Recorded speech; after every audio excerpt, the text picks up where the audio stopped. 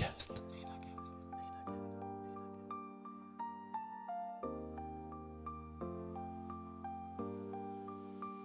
Un jour, je vais aller tourner dans une école, je veux dire en banlieue parisienne. L'autre jour, je vais aller faire sauter un mec d'une péniche pour une cascade, où j'étais très proche du burn-out, si ce n'est le burn-out. Donc j'ai aussi connu des moments de bas malgré un métier de cœur. Ça va être mon message un peu universel. L'IA, c'est aussi bon que les connaissances que tu lui injectes. Et si un simple déclic pouvait changer toute votre vie? Bienvenue sur Renacast, le podcast qui explore ce moment clé où tout bascule, où l'envie de créer prend le dessus sur la peur de l'inconnu. Ici, des entrepreneurs, des audacieux, des visionnaires partagent avec vous leur histoire, leurs doutes, leurs succès, et surtout ce qui les a poussés à tout quitter pour entreprendre. Une idée qui vous trotte en tête, un projet que vous n'osez pas lancer, chaque épisode est là pour vous inspirer et peut-être déclencher votre propre déclic. Abonnez-vous dès maintenant sur votre application de podcast préférée et embarquez avec nous dans l'aventure. L'intelligence artificielle est en train de tuer l'humain. Voilà le refrain favori de ceux qui n'ont rien compris au film. Mon invité du jour a passé 10 ans sur les plateaux de cinéma, entre les tournages américains oscarisés et les thrillers à gros budget, le glamour en vitrine, mais l'enfer en coulisses, des journées de 15 heures, des réunions stériles et un épuisement total face au vide organisationnel. Un jour, le fil rompt. Il plaque tout, s'installe face à l'océan au Pays Basque et décide de dompter les algorithmes pour une seule mission, sauver le temps des gens. Dans cet épisode, on ne va pas parler de ligne de code, on va parler de courage, de rupture radicale et de méthode pour automatiser votre quotidien sans perdre votre âme. Bonjour Lionel Roch et bienvenue dans ton mini-épisode de Renacast.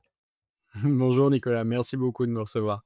Eh bien, écoute, c'est avec plaisir. Alors, je raconte toujours un petit peu les coulisses de l'épisode. Au début, comment on s'est rencontrés, comment on a discuté et comment j'ai pu travailler sur ton épisode. Alors, on s'est rencontrés grâce à Aurélia qui nous a mis en relation parce qu'elle s'est dit ils ont trop de choses en commun, ils ont trop de choses à se dire et ben on s'est contacté. Tu m'as répondu très très rapidement et puis bah Aurélia avait raison, hein, il faut le dire.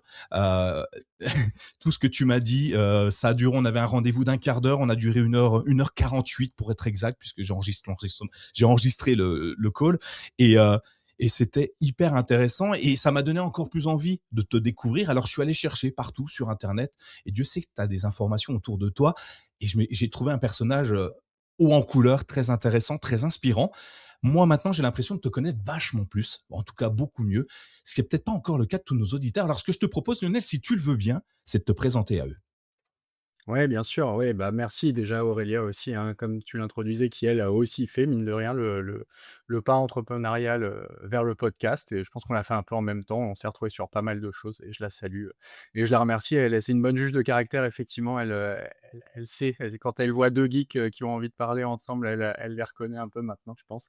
Et effectivement, moi aussi, j'ai adoré échanger. Et de toute façon, j'adore échanger. Enfin, c'est l'IA, et je vais me présenter, hein, mais l'IA, c'est vrai que c'est quelque chose qui divise et qui, en même temps, attire les foules, et c'est très intéressant, les gens qui se retrouvent entre eux, heu, qui ont cette passion et qui voient où ça peut mener. Moi, voilà, j'essaye aussi d'être, sans évangéliser parce que le mot est un peu trop grossier, mais j'ai envie d'échanger sur ce truc parce qu'il y a une révolution en marche et qu'elle me passionne, en fait, à tous les points de vue. Donc moi, je m'appelle Lionel Roch, j'ai 36 ans, j'ai 2 enfants, je vis au Pays Basque, en Nouvelle-Aquitaine. Je mets un peu de contexte parce que tout ça, ça va revenir aussi dans mes choix futurs. Donc j'ai passé, ouais, plus de 12 ans dans le cinéma. J'ai fait des études de cinéma, très jeune. Je suis parti à New York. J'ai eu de la chance de pouvoir finir mes études à New York, où effectivement, j'ai fait un court métrage qui a gagné un Oscar, qui s'appelait Curfew, qui était une équipe assez géniale.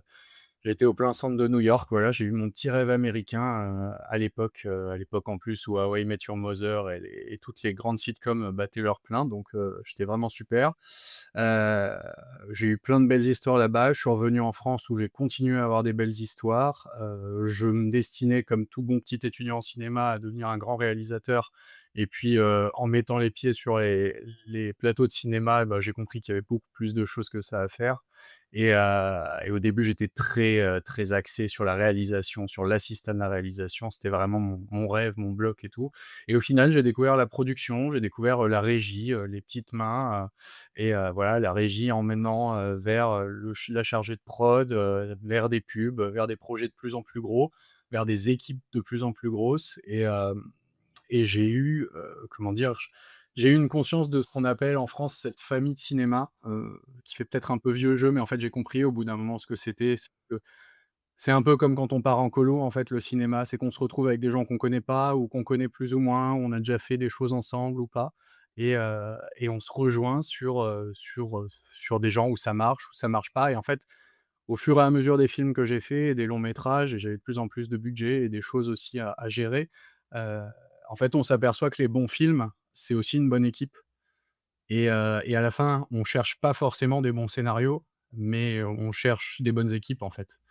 Et c'est fou, enfin, je pourrais vous citer, hein, les films pour lesquels je suis allé pour le scénario, pour le prestige, pour la fame, pour tout ça, pour les acteurs, machin, au départ, qu'à la fin je regardais même plus parce que même si le scénario était, c'était Les Affranchis numéro 2 sur le papier, bah, je savais qu'en termes de production, c'était pas du tout quelque chose, d'intéressant, quoi. Enfin, c'était pas vivable, en tout cas humainement et voilà, ça fait son chemin. Je pense que comme tout le monde, hein, entre, sa vingtaine et sa trentaine, quarantaine, on fait ses expériences, on fait ses plus, on fait ses moins. Moi, j'ai eu beaucoup de chance, voilà, de faire des projets exceptionnels, dans toute l'Europe, avec des films à gros budget et heu et après j'ai trouvé des équipes, surtout des équipes humaines. J'ai eu de la chance de trouver des patrons. C'est très sectorisé dans le cinéma. En fait, le cinéma, c'est quelque chose qui vient beaucoup de la Seconde Guerre mondiale, en fait, parce que notamment le CNC, on l'ignore assez, mais bon, c'est la petite page histoire, hein, mais c'est Pétain, en fait, qui accordait des cartes, pour ceux qui pouvaient travailler ou non dans le cinéma et en fait, quand la guerre s'est finie, ce système de cartes est plus ou moins resté et en fait, les gens qui, pouvaient faire des films, bah, après la guerre, c'était surtout des mecs qui venaient de l'armée puisque, les gars, venaient tous de leur bataillon et en fait, ce système très hiérarchique de l'armée est beaucoup resté dans le cinéma et c'est, je vais pas dire c'est une école de la vie, mais il y a un côté où on fait de l'art, mais on fait de l'art de façon très codifiée, très maîtrisée, avec un plan de travail, avec des choses et tous ceux qui ont envie de faire de l'image, je les invite à se renseigner au notamment de processus de création d'un film, du développement jusqu'à la réalisation, c'est passionnant, voilà.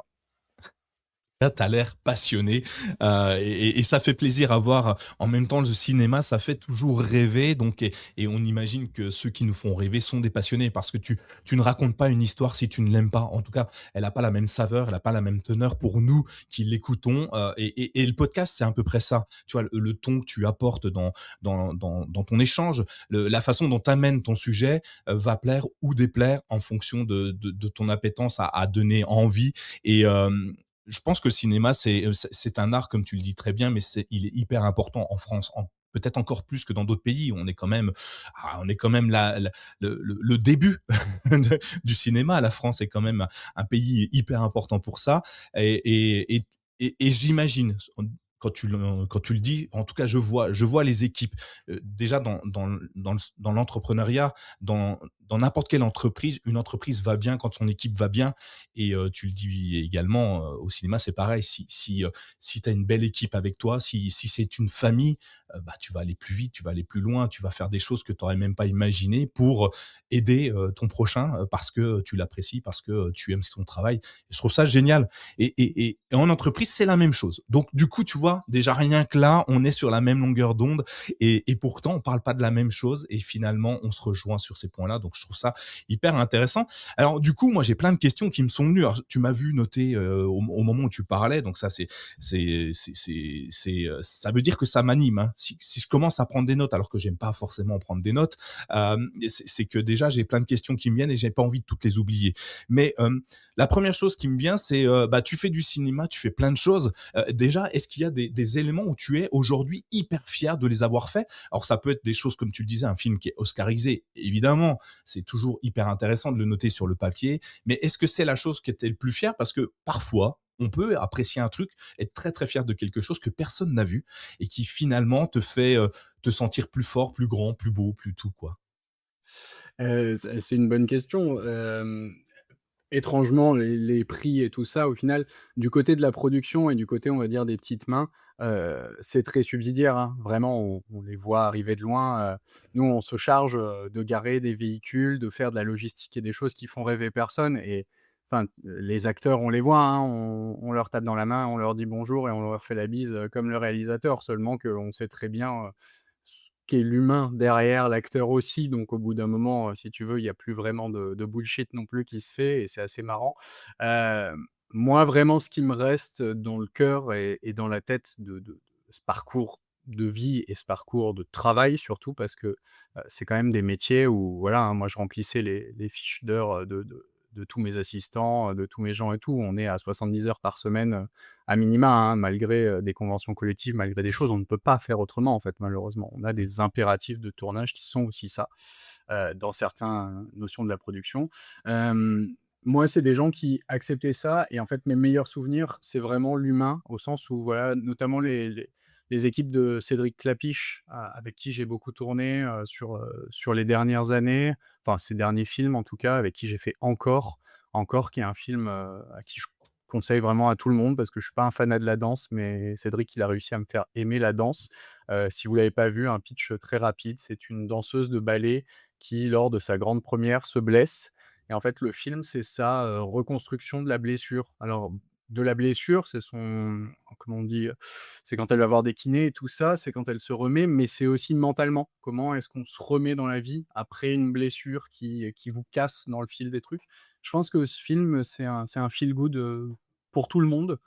Il est beau et pour moi, c'était assez dingue parce que, c'était en plein covid. C'était en plein pendant le deuxième confinement, si vous voulez. Enfin, on avait commencé pendant le premier, on était dans le deuxième et peu de gens le savent, mais en fait, on était, le cinéma était,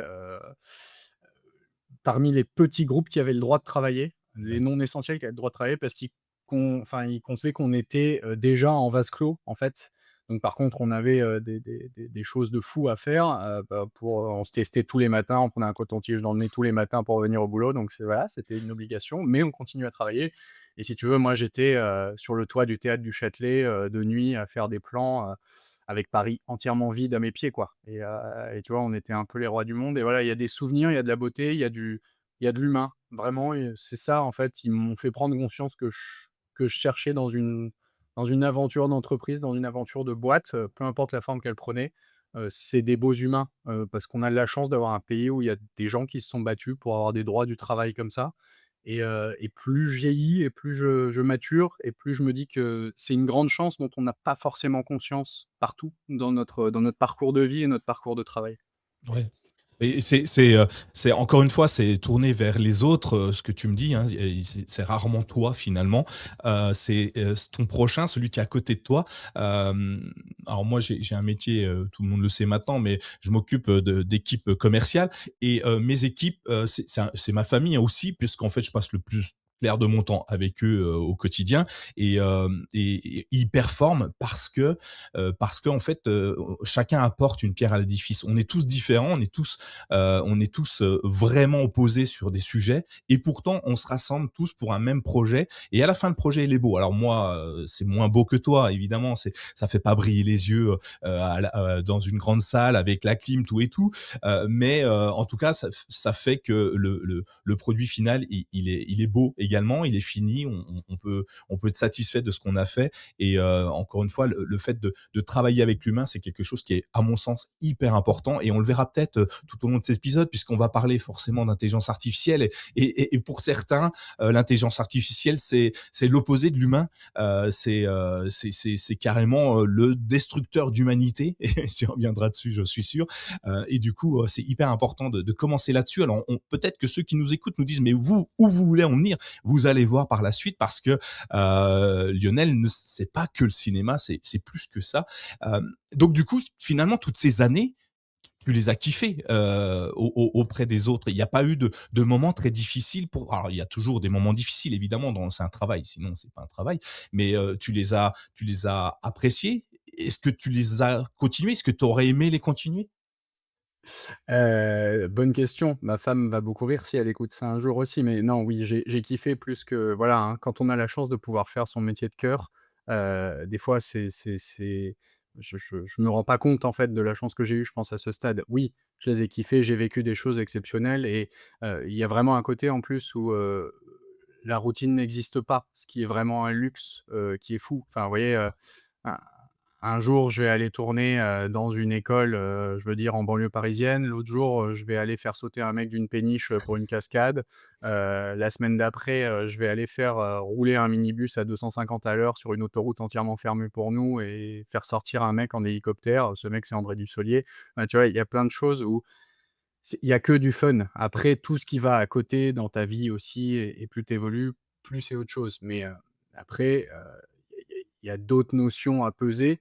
Hem, Après, il y a pour revenir aussi à ce que tu disais juste avant, il y a une notion aussi que j'aime beaucoup dans le cinéma et que peut-être on a un peu tendance à oublier, je pense, dans les métiers en général, mais il y a, le métier et il y a l'outil et l'outil caméra, tu vois, il y a dans un métier de bureau, c'est pas toujours facile de se dire: «Tiens, j'ai un outil indispensable». Tu vois? Là, pour faire du cinéma, si j'ai pas de caméra, j'ai pas de film. C'est un peu bête à dire, mais du coup et je fais un pont avec l'IA aussi, où on va en venir après, mais il y a un côté où le travail outil, il est très marrant, tu vois? Apporter des outils pour que les gens de ton équipe puissent faire du travail, apporter les besoins techniques, apporter les besoins matériels, logistiques, la bouffe, les costumes, les choses comme ça.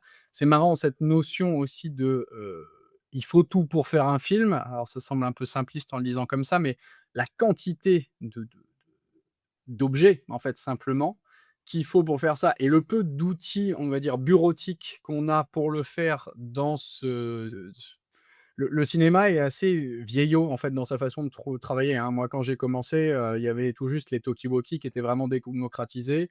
On faisait des plans de travail avec des petites baguettes, en pardon, c'était des tableaux Excel, mais à la main, quoi. Si tu veux, c'était des petites baguettes en carton et des choses comme ça et en plus, les gens qui ont pignon sur rue ont vraiment du mal parce que vu que ça marche, on va pas le changer, donc voilà. Ça s'est numérisé au fur et à mesure parce que les caméras, en plus, se numérisaient et il y a tout vu, mais dans le côté production, tous ces outils de production sont restés très longtemps assez vieux et moi, j'ai toujours été celui qui parlait aux machines, en fait, si tu veux.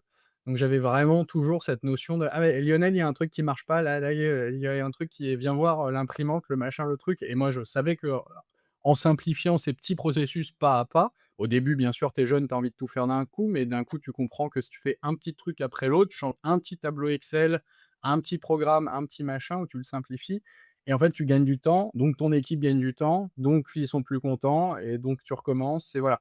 Et cette petite optimisation, je l'ai déjà eu en tête aussi pour me simplifier la vie, hein. Je vais pas être menteur là-dessus, hein. Quand tu fais 70 heures par semaine, la moindre petite, possibilité technique pour, te sauvegarder une heure, tu la prends, hein, bien sûr. Ouais, Donc il y a évidemment. Ça me fait penser à pas mal de choses, ce que tu dis, je te coupe, pardon. Mais le être la tête dans le guidon tout le temps, perdre du temps à faire les choses parce qu'elles sont comme ça, puis que ça fonctionne, ça existe dans toutes les entreprises, pas que dans le cinéma. Mais on a toujours fait comme ça marche, on continue à faire comme ça. Oui, mais bon, les temps évoluent, on peut faire autrement, on a d'autres solutions qui sont parfois plus rapide, plus simple, plus humaine tout simplement, parce que, ben, si tu dois bosser 3 heures à soulever du béton, alors qu'il y a une machine qui peut te le faire en 5 minutes, peut-être que mon dos t'en remerciera pour autant, et potentiellement, ta capacité humaine, ton cerveau, ton jus de cerveau, il va peut-être servir à autre chose. Il servira à autre chose. J'enlève même le peut-être. Il va servir à autre chose parce qu'on a une capacité exceptionnelle, nous les humains, c'est à inventer, à innover, à créer, à imaginer. Ce que les machines ne savent pas faire, en tout cas pas pour l'instant, hein, on y reviendra aussi peut-être, mais tout ça, enfin, ça nous permet de grandir, d'être différents et puis d'apporter une petite pierre supplémentaire à son édifice. Toi, dans le cinéma, à ce moment-là, j'imagine le gain de temps parce que un mauvais planning, ça peut te faire perdre un temps infini. C'est courir après un outil parce qu'il n'est pas rangé au même endroit. C'est comme à la maison. La paire de ciseaux, si tu la mets pas toujours au même endroit, tu vas chercher 2 heures pour couper un morceau de scotch et tu vas finir par utiliser tes dents. Et c'est pas bien. Ce que tu dis, c'est à mon sens hyper important et c'est plus important encore quand tu es à ton propre compte, en fait, parce que toutes les minutes comptent, toutes les secondes sont importantes et la gestion du temps, la gestion de l'humain, la gestion des outils et au cinéma, moi, j'adore le cinéma, je suis un grand je consomme beaucoup, beaucoup de cinéma et à chaque fois, je m'étonne de: «Oh, ils ont retrouvé un vieux smartphone, un Sony X machin. Oh, ils ont retrouvé une vieille caméra. Mais comment ils font, quoi?» Et après, je vais voir, il y a des mecs, ils sont payés pour trouver des vieux trucs, des vieilles marques de clopes qui existent plus dans leur vieil emballage de l'époque. Ils rangent ça dans des cartons années 70. Moi, je suis fasciné par ça, la façon dont tout est fait. Et comme tu le dis, il y a plein de trucs. Euh, On a l'impression qu'une scène, c'est hyper simple. Bah oui, on prend une caméra, on tourne, t'as trois mecs et ils parlent et puis basta. Ouais, enfin, le décor, il faut le construire parce que j'ai plus trop à Paris de décors des années 70. Donc, si tu veux que ça ressemble à quelque chose, il faut aller le chercher et je trouve ça hyper important. Et ce que tu dis là, oui, ça me semble important et on peut le mettre, on peut le calquer partout. Oui Euh, et il y a quelque chose aussi, je te coupe, mais il y a aussi il y a ça, il y a ce qu'on voit un peu en tant que spectateur comme ça et il y a un côté aussi très, déstructuré temporellement, qu'on connaît, que tout le monde connaît, mais qu'on se rend pas compte. Mais pour gagner de l'argent, pour gagner du temps sur un décor, je vais dire, je vais tourner, au Palais de Tokyo, tu vois, à Paris, qui te coûte bien sûr une blinde, pour la journée, et tu dois tourner en même temps de jour, de nuit, tu vois? Tu as des scènes avec une actrice, une autre actrice, elle a telle robe, elle a tel, accessoire, elle a tout ça et cette déstructuration de pensée de façon à faire rentrer en fait, de base, tu as un temps donné dans un décor et tu dois faire rentrer tous les plans que tu dois mettre. ouais, Donc il faut que ton accessoiriste, effectivement, il ait pas un téléphone, mais il ait les 3 téléphones de la journée qui soient là. Il faut qu'il l'habilleuse ait les 3 robes qui vont changer en moins d'une heure et plus tu augmentes de taille de tournage et plus tu as d'objets et plus tu as de trucs à penser et voilà et toute cette logique, en fait, ce qu'on se rend pas forcément compte quand on va au cinéma, c'est qu'il y a des mecs qui, 1 an et demi avant, ont pensé à se dire: «Le 6 juin, là, on va avoir besoin de 3 robes, de 2 vélos, de 2 mecs sur les vélos, que le mec sur les vélos, il soit habillé en bleu mais pas en rouge», tu vois? Et en fait, toute cette gymnastique mentale, ça, heu, ce côté non linéaire aussi, temporel, surtout que c'est génial parce que tu passes 1 an et demi à planifier, tu sais que là, le 6 juin, ça va être comme ça et puis le 4 juin à 18 h, on te dit genre: «Ah au fait, ça marche plus, il y a des travaux là, on change tout».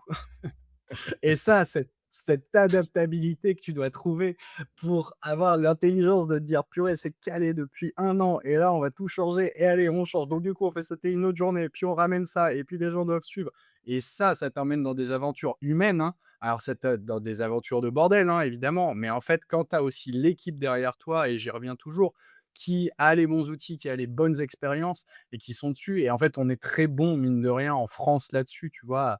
À structurer pour tout déstructurer, ça marche aussi très, très bien, quoi. ouais, c'est top, c'est excellent. J'aime beaucoup j'imagine le visage de la personne à qui tu dis: «Bon, en fait, finalement, il y a des travaux, on fait pas». «Oh non, les gars, ça fait 1 an que je suis dessus là». Je Et vois c'est la pas scène. une personne, hein, Oui, c'est exa parce que c'est tous tes chefs de poste, hein, qui sont là et qui t'attendent et qui te disent: «Ah ouais, OK, bon allez, on change tout» et qu'il y avait effectivement. peut-être 2 mecs qui étaient déjà en train de bosser, en train d'installer des poutres, pour mettre ta caméra à 6 mètres de haut, tu vois? Il y a plein de mais bon, ouais, il y en a des millions, hein, tous les intermittents du spectacle et tous les producteurs t'en raconteront des millions, mais c'est ce qui te fait avancer, en fait. C'est ce qui fait que tu te poses jamais aussi sur tes acquis là-dessus et que tu es tout le temps en évolution là-dessus et ce qui m'a permis aussi, je pense, de monter ma boîte au bout d'un moment et d'avoir l'agilité et l'intelligence de franchir, en fait, le cap aussi. Tu vois j'ai noté un mot, quand tu parlais et tu viens de le redire. Alors tu l'avais pas dit avant, j'ai noté agilité et tu viens de le balancer à l'instant. Parce que c'est hyper important. Pour moi, c'est galvaudé l'agilité. On utilise ce mot à tort et à travers pour beaucoup de choses, mais on va revenir aussi dessus parce que ça me semble hyper important et tu le dis, tu as monté ta boîte et c'est là où on va en venir nous parce que moi, là, on discute. Pour moi, tu montes pas ta boîte. Tu es heureux comme ça. Pourquoi tu montes ta boîte? Qu'est-ce qui fait qu'à un moment donné, tu te dis: «OK, stop, j'arrête», enfin ou pas d'ailleurs, tu vas nous le dire, pour faire quelque chose à moi. Alors c'est peut-être même pas à moi, pareil, tu peux revenir dessus et qu'est-ce qui fait qu'à un moment tu veux aller voir ailleurs, tu veux toucher autre chose du doigt? Oui, oui, ça fait un gros gap. Alors ça me ramène à ta question précédente aussi et je reprécise que moi ça a beau avoir été un métier de cœur, ça a pas toujours été rose, hein, et c'est là où ma femme va rigoler aussi, mais elle est venue des fois me tourner de tournages où j'étais au 36e dessous, en Espagne avec des trucs qu'on me demandait et une mauvaise prod et des mauvais gens et des choses où ça ne marchait pas en fait, tu vois? Et où j'étais très proche du burn-out, si ce n'est le burn-out. Donc j'ai aussi connu des moments de bas malgré un métier de cœur et il y en a plein qui le connaissent, hein, et vraiment je fais un petit pas pour dire: «Ouais, faites gaffe aux autres et faites gaffe à ce qu'on vous dit aussi parce que c'est important là-dessus». Moi, j'en suis revenu, j'ai retrouvé des gens géniaux, encore mieux derrière et j'ai eu envie d'y aller et puis, en fait, pour y venir aussi à la boîte et tout ça, j'ai toujours eu un désir d'enfant, j'ai toujours voulu être papa aussi, et c'est arrivé le moment de vie où j'ai eu mon premier fils, qui est arrivé, il a eu 3 ans à peu près aux alentours du covid, si tu veux. Donc le covid a pas mal aidé dans une décision de changement de vie aussi parce qu'en bon, petit parisien aussi, bah, on s'est vite aperçu que c'était plus jouable et c'était plus ce qui nous plaisait. Donc il y avait un changement de vie qui s'est fait naturellement vers le Pays basque parce qu'il y a de la famille qui était là-bas, qu'on avait besoin d'aide, qu'on avait des projets d'un deuxième enfant.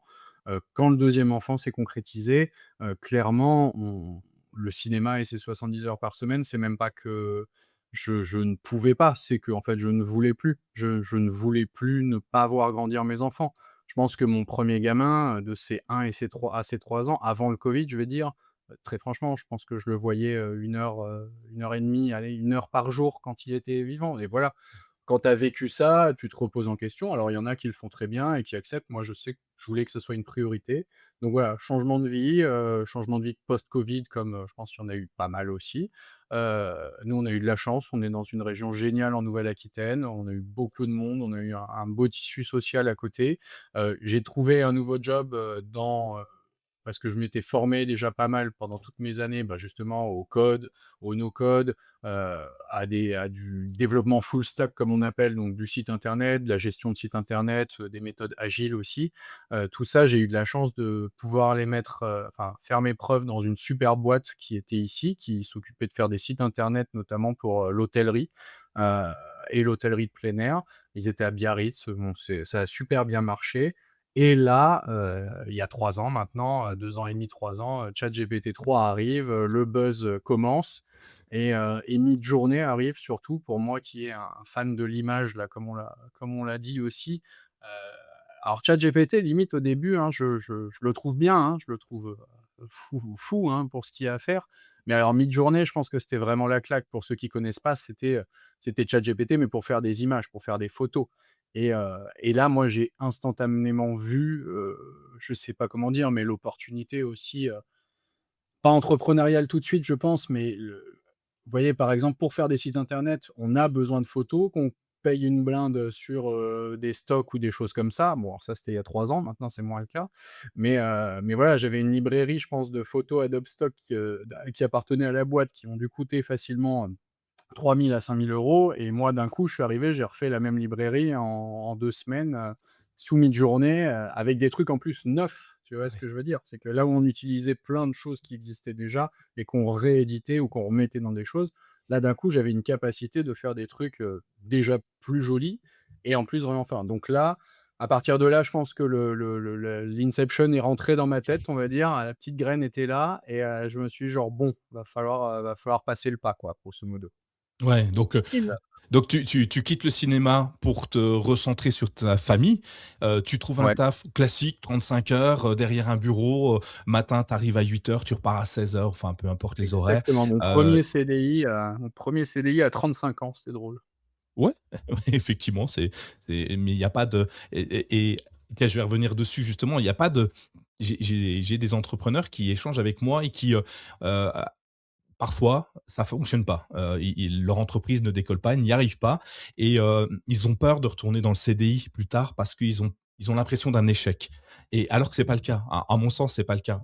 Tu as tenté un truc déjà, c'est hyper intéressant. C'est déjà génial en fait que tu aies essayé et parfois l'entrepreneuriat ne correspond pas à tout le monde et un CDI, peu importe à l'âge où tu le commences, toi 35 ans, bah, c'est peut-être ton salut, pour une vie meilleure, une vie plus proche de ton entourage, de ta famille, et puis pour vivre ta vie aussi, hein, parce que 35 heures dans une semaine, bon, bah, même si on pourrait ne pas en faire du tout, mais 35 heures dans une semaine, ça te laisse un peu de temps pour toi quand même.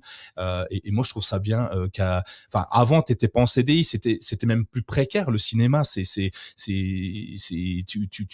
vis au fil des tournages, au fil du moment où on a besoin de toi. Donc, j'imagine que c'est pas du H24. Enfin, t'as des semaines à 70 heures, mais t'as des C'est du semaines à zéro. CDD renouvelable, Ouais. c'est du CDD renouvelable qui est très propre aux boîtes de production en France. On a de la chance et par-dessus, tu cotises un statut d'intermittent, auquel je reviendrai aussi après parce que à l'heure de l'IA, je pense que c'est important de remettre des solutions, économiques sur la table et je pense que l'intermittence, c'est une solution, très pérenne dont on essaye absolument de se débarrasser, mais qu'il va falloir rediscuter bientôt, mais on y reviendra peut-être un peu plus Ouais, tard. effectivement. Et du coup, tu fais un CDI, mais tu vas le quitter, ce CDI. Qu'est-ce qui fait que tu quittes le cinéma, le CDI pour te lancer? OK, tu as une appétence, tu aimes les nouvelles technologies, tu aimes Midjourney qui, effectivement, quand il est sorti, ça a été un game changing pour beaucoup, beaucoup de gens de l'image sur Internet, en tout cas. ChatGPT, enfin, la plupart des gens connaissent ChatGPT, mais beaucoup moins Midjourney, et plein d'autres aujourd'hui qui les ont largement surclassés, pardon, je vais y arriver. Qu'est-ce qui fait que tu quittes finalement ton CDI et parce que tu as fini par le quitter? Ça prend du temps, ça prend du temps et c'était une super boîte qui a grossi énormément. Je pense que je suis arrivé, on était 12, je suis parti, on était 27 ou quelque chose comme ça. Donc, c'était Pas une mal. très grosse croissance de boîte avec une très bonne boîte. De mon point de vue, il y a eu des outils qui sont restés de l'époque d'où on était 12, et qui ont on a essayé de les bouger, on a essayé de les faire, mais en fait, la saisonnalité, la charge de travail fait que, tu peux pas sortir la tête du guidon pour vraiment les changer. Moi, avec l'IA, j'ai bien vu l'intérêt de ce qu'on pouvait faire, d'automatiser, d'avoir des choses incompatibles avec, en même temps, le boulot de chargé, de mission, enfin de chef de projet que j'avais aussi à cette époque. Donc, on essaye, ça rentre pas, on continue, des gens prennent le relais, on le fait. Au bout d'un moment, les processus, en fait, plus tu grossis, si les processus ne scale pas, comme on dit aussi, s'ils augmentent pas avec toi, bah, au bout d'un moment, tu vois le mur arriver, en fait et c'est fatigant et on a beau tirer la sonnette d'alarme et on a beau, en plus, avoir des managers qui en sont conscients et qui essayent de bouger les choses, heu, je pense qu'il faut des gens, tiers qui viennent, qui font moi, au bout d'un moment, ça allait enfin, on était dans une bonne logique et en fait, au bout d'un moment, moi, j'ai compris aussi que je passais plus de temps sur mes outils IA que sur mes outils de chef de projet, en fait, parce que ça me permettait de gagner du temps. Là où Ouais. mes outils de chef de projet m'en faisaient perdre vu qu'ils étaient pas optimisés, heu et en fait, au bout d'un moment, je suis allé voir mon patron et je lui ai dit: «Écoute, moi, j'ai envie de me dédier à l'IA, quoi». J'étais déjà devenu un peu le monsieur IA de la boîte.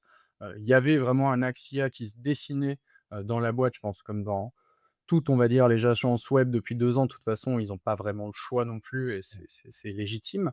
Hem, Après, moi, voilà, j'ai présenté un choix simple. J'ai dit: «De toute façon, moi, je vais aller dans l'IA, j'aimerais bien le faire avec vous, heu et sinon je le ferai tout seul. Voilà, ça me plaît pas, mais je vais le faire tout seul» et en plus, le patron était très ouvert et il m'a dit: «OK, il y a pas de souci, présente-moi un business plan, présente-moi quelque chose sur lequel je peux me rattacher et si tu veux, je te mets en charge de ça, quoi».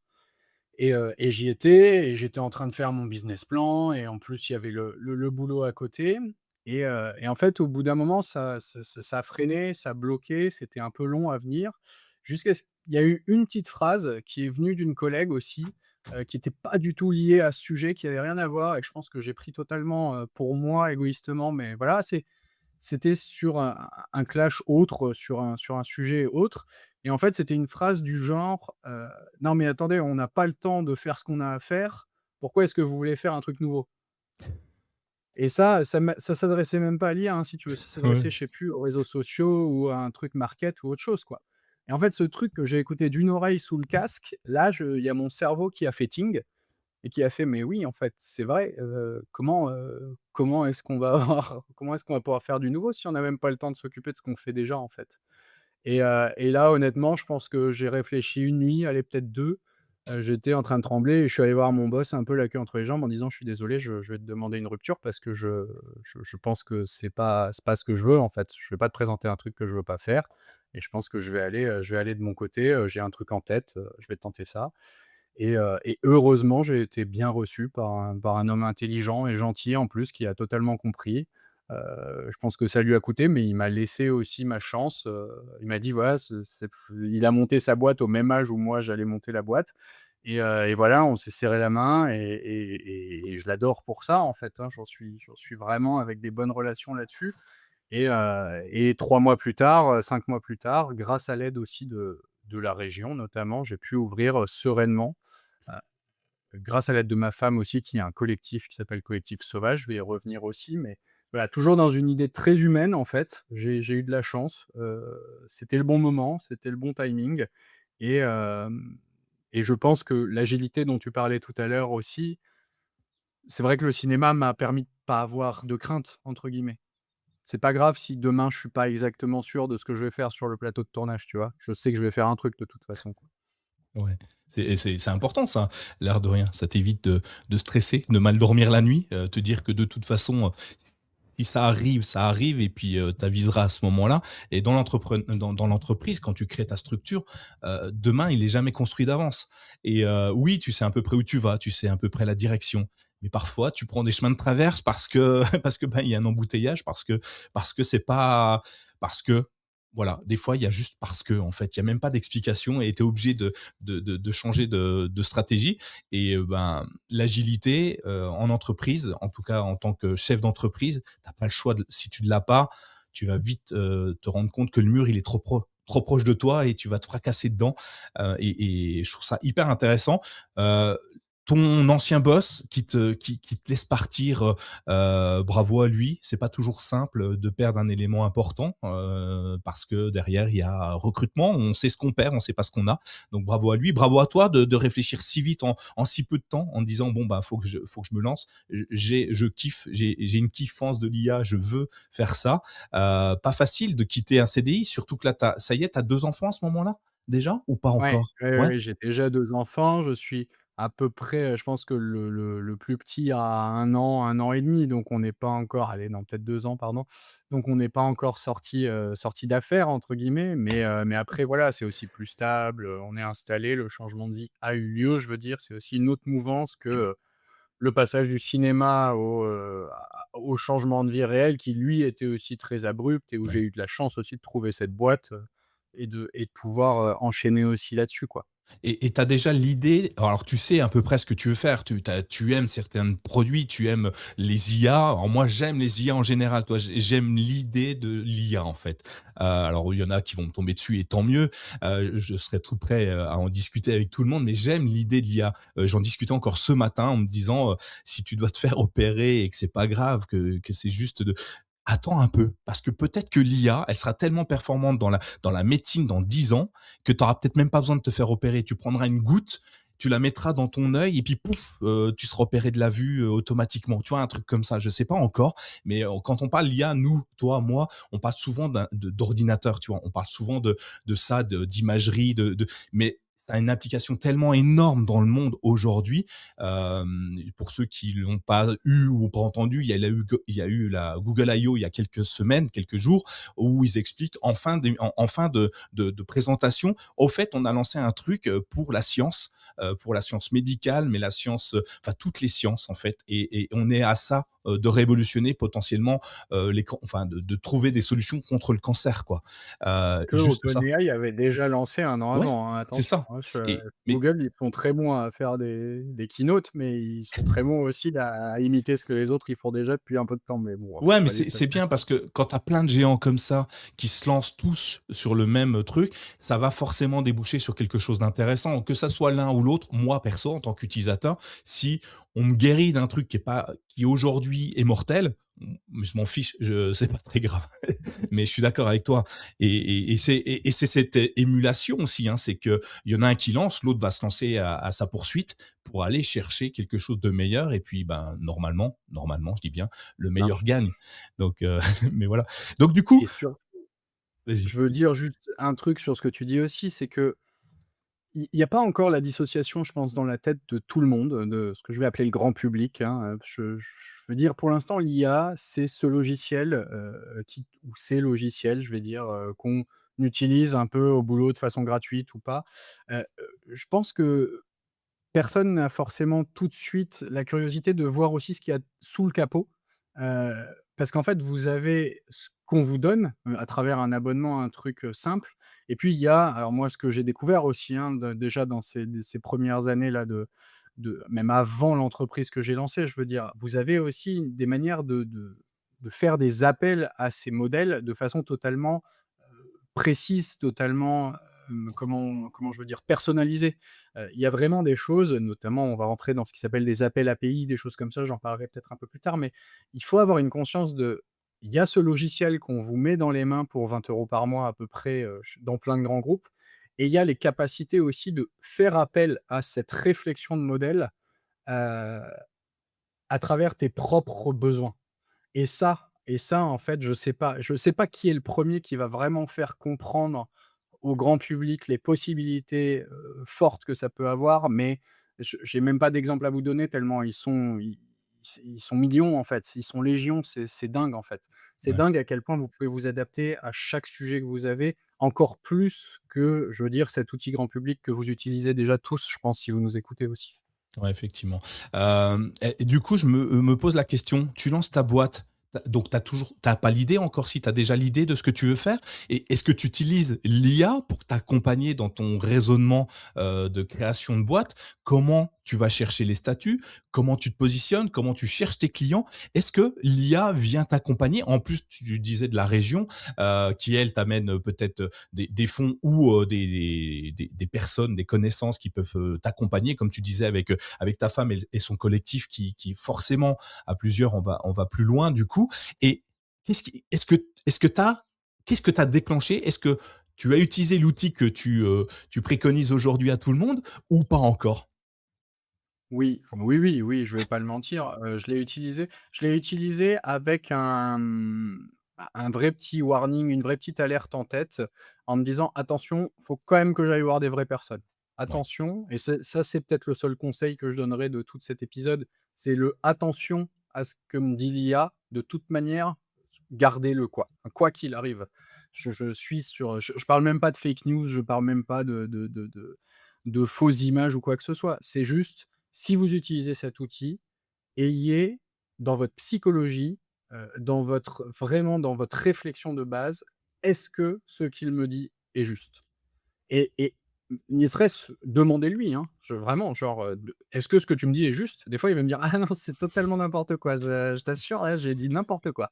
Et là, tu es «Ah ouais, super, génial, merci beaucoup». Et tu auras beau demander à 3 trucs différents, les 3 trucs, ils vont te dire 3 réponses et les 3 ils vont dire: «Ah non, c'est n'importe quoi, j'ai aucune source pour ce truc». Bref, mais voilà, c'est le moment conseil de ça, et aussi juste dans la logique. Et moi, j'avais vraiment cette logique au départ de oui, bien sûr, il m'a fait tout mon business plan. J'avais une idée de départ.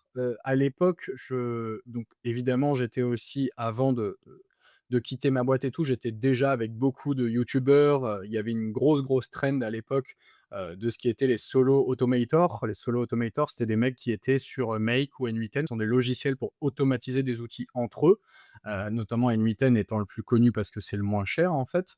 Heu et tous ces gars, en fait, avaient pris le train en marche de la première phase de l'IA, on va dire ça comme ça. En gros, ils s'étaient mis dedans dès le début. Ils avaient construit les codes de ce qu'était une boîte d'automatisation, une boîte d'IA, et en plus, ils l'avaient documenté sur YouTube parce qu'en fait, ils avaient une logique très simple. C'était bon, un peu comme tous les youtubeurs, hein, je vais me dire, mais en gros, tu pas de pool de clients, tu te crées une chaîne YouTube. La chaîne YouTube t'explique des choses, donc tu te crées déjà un pool pour former des gens, en fait, parce qu'avec ce que tu expliques, il y a des gens qui vont se former. Ces gens vont être dans ta communauté. Cette communauté va te rapporter des prospects. Ces prospects vont te rapporter du business. Ces business vont te rapporter des gens à former, et voilà. Et en fait, ce triangle, c'est vraiment la base, alors de plein de commerces aussi, et de school, SKOOL, qui se forment aussi depuis quelques années. Mais là, dans l'automation, il y a eu vraiment ça, avec une très grosse mouvance open source. Open source, pour définir, c'est vraiment, le fait de mettre à disposition gratuitement des logiciels ou du savoir. C'est-à-dire que, si un mec t'automatisait, ta boîte mail avec, ton tableau Excel, avec ton tableau de compta, et ensuite un mail à tes clients, bah, ce mec après il mettait, cette automatisation en ligne gratuitement en disant: «Voilà, limite, mets juste un petit like sur ta chaîne YouTube et récupère mon truc et je le reprends». Et en fait, ce côté, moi je suis quand même là, on va dire pas depuis le début d'internet, mais, depuis le début où c'est vraiment intéressant, je pense, et que les routeurs font plus tut tut tut. C'est pour dire ça simplement. Et ce côté open source, de partage, je trouve que là, je l'ai retrouvé. Ça fait très longtemps que l'internet m'ennuyait au plus haut point. L'internet commercial est vraiment, le pire de ce qui pouvait nous arriver. Et là, l'IA, je trouve, a fait sauter ces barrières, a reconnecté des gens entre eux, a repermis de redonner des, en fait, vu que l'IA fait tout, bah, bien sûr que c'est gratuit. Ce que tu payes, c'est pas l'objet au final, c'est pas l'item numérique, c'est le savoir du mec qui l'a fait. Et ça, je trouve que ça a redonné encore un souffle nouveau à internet qui était en train de se faire bouffer par, par tous les AdWords de toute façon et c'est reparti pour un tour et je suis entré là-dedans et donc du coup, j'avais des gars qui m'aidaient, alors, beaucoup en anglais, hein, beaucoup d'anglophones aussi qui font des trucs soit très techniques, soit très marketing, donc j'étais très inspiré de ça et j'avais un message notamment que ces mecs donnaient, c'est: «Nichez-vous, nichez-vous» et j'étais là genre: «Mais nichez-moi, mais qu'est-ce que où est-ce que je vais me nicher? C'est quoi cette, parole?» et je pense que c'est on le retrouve dans plein de chaînes YouTube, hein, de marketeurs, mais ça me restait en tête et si tu veux, moi, quand j'ai monté la boîte, j'avais un côté très généraliste. C'est-à-dire que je me dis: «Bah oui, c'est l'IA, c'est génial, je vais aider, le comptable, je vais aider, le prospecteur LinkedIn, je vais appeler, le plombier du coin, l'artisan, charpentier», voilà. Seulement qu'au bout d'un moment, moi, j'ai jamais fait vraiment de compta de ma vie, j'ai jamais, fait un devis de charpente de ma vie et au bout d'un moment, j'ai des gens qui me contactaient et je me trouvais de moins en moins légitime aussi, quoi. Et là, j'ai un peu compris le nichez-vous, en fait et oui, trouvez-vous une niche, où vous pouvez être légitime dans votre truc. Moi, c'était pas les assurances, c'était pas la compta, c'était pas ça et en fait, si je me rappelle, hein, il y a un moment où je me suis mis effectivement dans ChatGPT et je lui ai fait ma liste, je lui ai remis tous mes business plans, je lui ai remis, tous les trucs qu'on avait créés ensemble, tous les entretiens que j'ai eus aussi avec des humains, par-dessus, qui aidaient à créer la boîte et tout ça. Je lui dis: «Voilà, je suis pas satisfait, je trouve pas ma niche, qu'est-ce que c'est que ma niche? Voilà mon parcours, voilà mon CV, voilà mon parcours professionnel». Honnêtement, hein, je lui ai pas donné tant que ça, hein. Je pense que le prompt, si je le retrouve, il doit peut-être faire une page et demie et je pense qu'au bout d'une page et demie, il m'a dit genre, «Mais pourquoi tu fais pas de la vidéo en IA?» Et Oui. j'étais là genre: «Comment ça?» Il fait: «Bah, je sais pas, tu as fait de la prod pendant 12 ans, tu connais parfaitement l'image, tu aimes ça, tu aimes la technique, pourquoi tu te lances pas dans l'automatisation de vidéos automatisées, quoi?» et j'étais là genre: «Ah bah oui, ah bah voilà, merci, merci GPT, c'est parti» et en fait, c'est vrai que ça m'a débloqué. Je vais pas le dire et en plus, quand je l'ai pitché un peu autour de moi à d'autres choses, ils étaient là genre: «Mais pourquoi, tu penses que des gens vont acheter des pubs en IA, des images en IA comme ça? Tout le monde peut le faire». J'étais là genre: «Ouais, tout le monde peut le faire», mais en fait, moi, je regarde des films depuis que j'ai 7 ans. Je connais, une filmographie, énorme. J'ai une vraie appétence pour le cinéma. Je sais ce que c'est qu'un mouvement caméra. Je sais ce que c'est quelle caméra fait quelles images, quelles optiques vont avec quelle caméra et en fait, ça va être mon message un peu universel. L'IA, c'est aussi bon que les connaissances que tu lui injectes. Donc un plombier qui utilise l'IA pour réparer une fuite qu'il n'arrive pas à retrouver, bah, il va trouver sa réponse. Heu, un pilote de l'air qui essaye de chercher une panne sur un Boeing, qu'il connaît pas, bah, il a déjà les mots pour s'adresser à l'IA pour qu'elle comprenne ce qu'il cherche, donc il va trouver sa réponse. Par contre, si le plombier, il essaye de réparer un Boeing, je peux vous assurer que même avec tous les Claude Opus du monde, il aura bien du mal à trouver de quoi on parle, quoi. Ouais, Et ça, c'est j'ai intéressant. trouvé ça là-dedans. Ouais, c'est hyper intéressant, c'est un discours que j'ai beaucoup aussi, hein, parce qu'on me le dit: «Ouais, mais du coup, tout le monde va le faire». Oui, enfin, tu et j'ai toujours cette analogie. Oui, bah, moi, tu me donnes un marteau et un clou, j'ai de fortes chances de me péter les doigts en clouant le marteau. Sauf que le mec, c'est son métier, bah, lui, il va le faire à la perfection, en un coup, net et précis. Moi, il va falloir m'y reprendre à 15 fois, le clou, il sera plié. Oui, je sais clouer un clou, mais pas aussi bien que le professionnel. Alors je prends cette analogie parce qu'elle est très très simple, hein. C'est justement le basique du basique, mais tu le dis justement dans la vidéo et je l'ai aussi dans l'imagerie photo classique. Euh, les champs, les sorties, les termes techniques que tu connais, moi je ne les ai pas, je ne les maîtrise pas.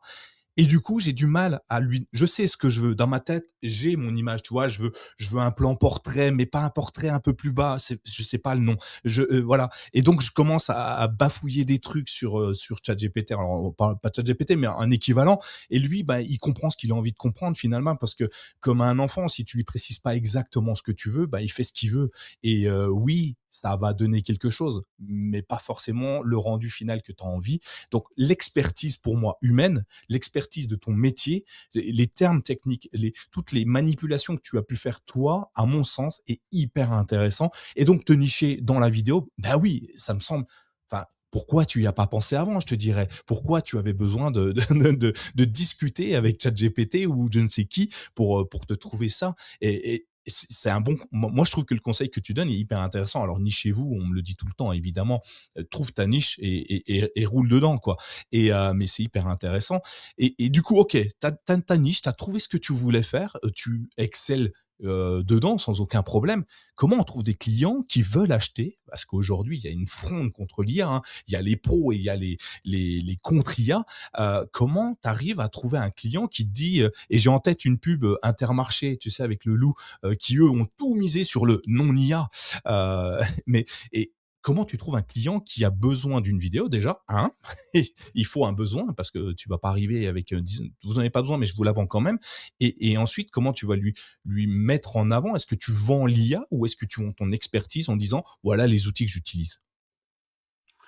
Moi, j'ai aussi refait un plan, ma logique avant tout, c'est l'humain d'abord et l'IA pour le reste, en fait. Ça, c'était mon modo depuis le départ. C'est que, remplacer l'humain, ça ne m'intéresse pas. Parce que en fait, je pense que quoi qu'il arrive, c'est si on est plus d'humains à faire un projet, on sera toujours plus fort, en fait.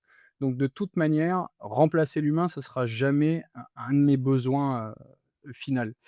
Par contre, donner plus de temps à plein d'humains pour qu'ils puissent se mettre ensemble et réfléchir à des vraies choses, là, j'y vois une vraie valeur ajoutée, en fait, dans n'importe quelle entreprise et même pour le solopreneur, en fait.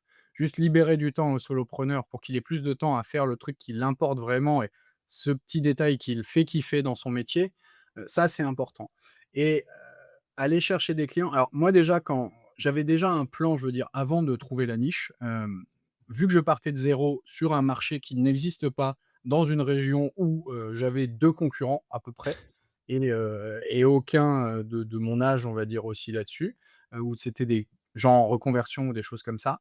Je savais que je voulais de toute façon garder 6 mois de marketing pour créer mes assets, créer mon site, créer, grâce à l'IA, hein, évidemment, mais créer mon SEO, créer mon GEO maintenant, donc tout ce qui est référencement web, me faire une place, créer mes réseaux sociaux. Voilà, toutes ces étapes, assez ennuyeuses qu'on est un peu obligé de faire maintenant quand on veut monter sa boîte, qu'on soit seul ou à plusieurs. Cette visibilité d'entreprise, je pense que 6 mois, c'est un minimum, de toute façon, à l'heure actuelle. Moi, je l'avais planifié comme ça. Heu, je j'avais planifié de démarcher à partir de la fin de ces 6 mois, quand j'étais à peu près satisfait du résultat de ce que j'avais. Donc j'avais quand même un plan, on va dire marketing, en plus que j'avais échangé avec des gens dont c'est le métier de monter des boîtes, où j'avais l'IA en plus qui me confortait, mais bon, l'IA elle vous conforte toujours, donc c'est pas un très bon, c'est pas un très bon ami des fois. Non. Heu, mais voilà, j'avais quand même un plan en tête en me disant: «Je vais faire ça pendant 6 mois, je vais probablement galérer pendant 3 mois et puis je vais décrocher mon premier client et je pourrai faire d'autres choses et d'autres choses». Voilà et la vie étant ce qu'elle est, j'ai réussi à peu près à faire mon plan. Ça s'est bien fait sur, du point de vue des assets et des sites et de tout ce qui s'est fait. Aurélia m'a aidé aussi à travers, voilà, de la reconnaissance, des podcasts, je fais des échanges avec des gens qui montaient leur boîte aussi, tiers, et en fait, au bout d'un moment, bah, ça s'est ficelé aussi simplement.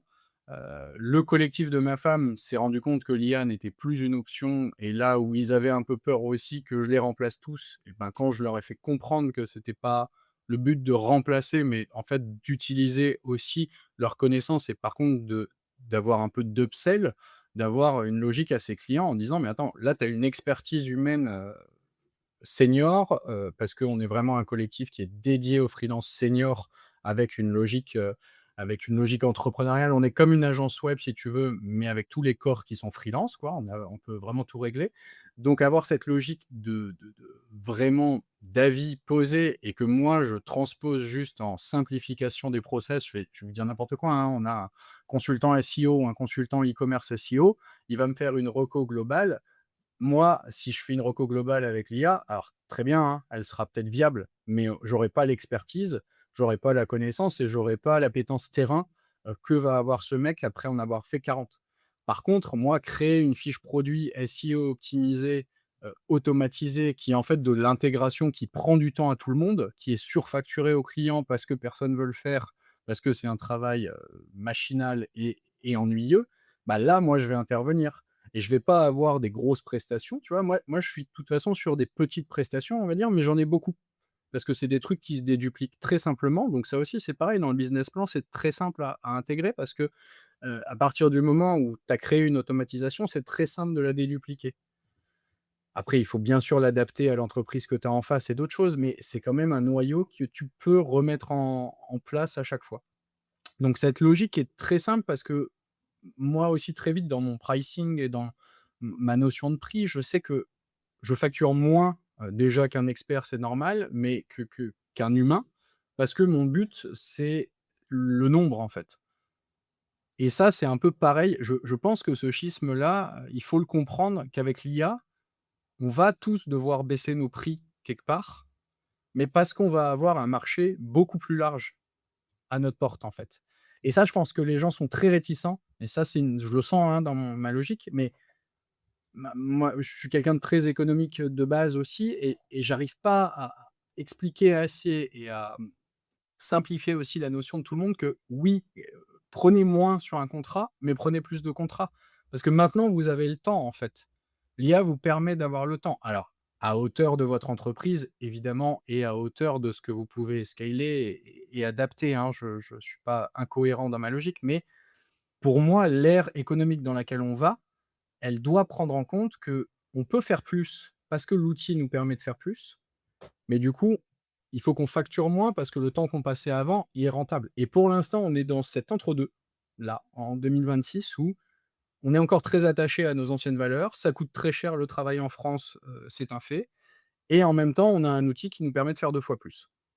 Donc Ouais. maintenant, on est dans une espèce de logique sociétale où, on fait 2 fois plus et on fait payer 2 fois plus. Ouais. Et Oui, en fait, les effectivement. algorithmes sont Ouais. déjà largement devant nous là-dessus, quoi. Mmh. Les Mais gars font payer des c'est trucs beaucoup intéressant moins ce que chers que nous, fois 2 quoi. ouais, bien sûr, ouais. Et ce qui est intéressant, c'est, ce que tu dis et qui me semble être judicieux, mais même avant l'IA, moins cher, mais plus de clients, plutôt qu'un seul client très cher. Déjà, rien qu'un point de vue économique. Si tu as qu'un client et qu'il te lâche, tu fais faillite. Si tu as plein de petits clients qui te donnent plein de petits sous, ben, s'il y en a un ou 2 qui part, c'est moins grave puisque, tu peux aller tu auras un petit peu de temps pour aller en chercher de nouveaux et ça fait pas tomber ton job tout de suite. Ça te permet de pouvoir rebondir facilement et puis même en tant que solopreneur, c'est bien d'avoir plein de clients parce que du coup, tu as plein de façons de penser différentes, tu as plein de collègues différents. Alors c'est pas des collègues, c'est tes clients, mais tu as des discussions qui peuvent être animées autrement, avec des points de vue tous différents les uns des autres parce qu'on est tous différents. Alors que quand on a qu'un, bon bah tu vas où il veut et puis c'est tout. Et puis il sait qu'il est en position de force hein, finalement.